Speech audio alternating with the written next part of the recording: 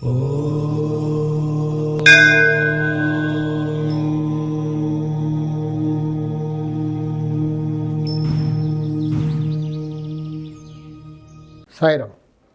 నేను మీ విశ్వకర్మ వాస్తు యూట్యూబ్ ఛానల్కి స్వాగతం. కొంతమందికి మల్టిపుల్ ప్రాపర్టీస్ ఉంటాయి. ఒక మంచి ఇంట్లో ఉంటారు, బాగా బాగుపడతారు, ఎన్నో స్థలాలు కొంటూ ఉంటారు, మల్టిపుల్ ప్రాపర్టీస్. చూసి వాళ్ళకి బాగా బాగుపడ్డారు, బాగున్నారని అనుకుంటూ ఉంటారు. కానీ సడన్గా ఒకసారి ఏమవుతుందంటే వాళ్ళ డౌన్ఫాల్ స్టార్ట్ అవుతుంటుంది. బయటికి చూడడానికి బాగానే కనబడతారు. అలాంటివి నేను చాలా కేసెస్ సాల్వ్ చేశాను. ఇప్పుడు ఇల్లు బాగానే ఉందండి మాది, కానీ మరి కొన్ని ఇబ్బందులు తప్పట్లేదు. అంటే ఇక్కడ ఏంటంటే కొంచెం బాగుపడ్డాక ఫ్లాట్స్ ఇండ్లు ప్రాపర్టీస్ కొంటూ ఉంటారు. ఎక్కడో దోషం ఉన్న ప్లాట్ ఏదైనా కొన్నారనుకోండి, దాని ఎఫెక్ట్ వల్ల స్లోగా డౌన్ఫాల్ స్టార్ట్ అవుతుంది.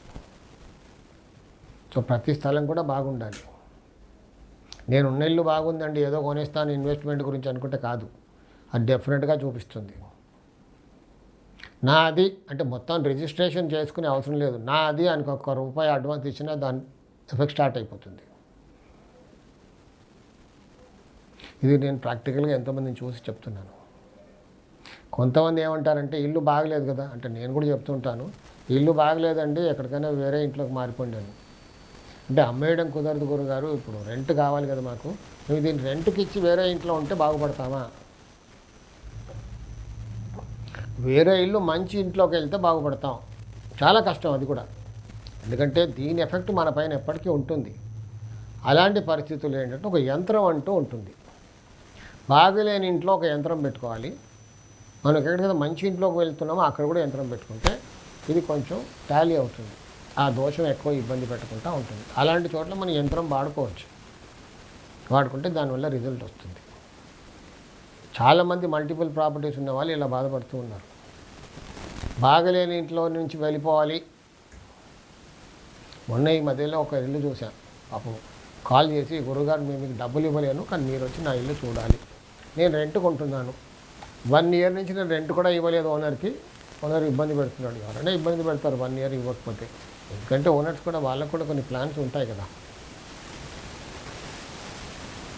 వెళ్ళి చూస్తే ఇల్లు అక్కడ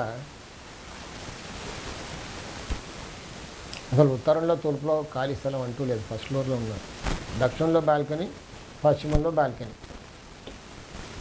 నైరుతిలో మెట్లు. ఉత్తరంలో ఇంకొక పోర్షన్ ఉంది, తూర్పులో ఇంకొక పోర్షన్ ఉంది.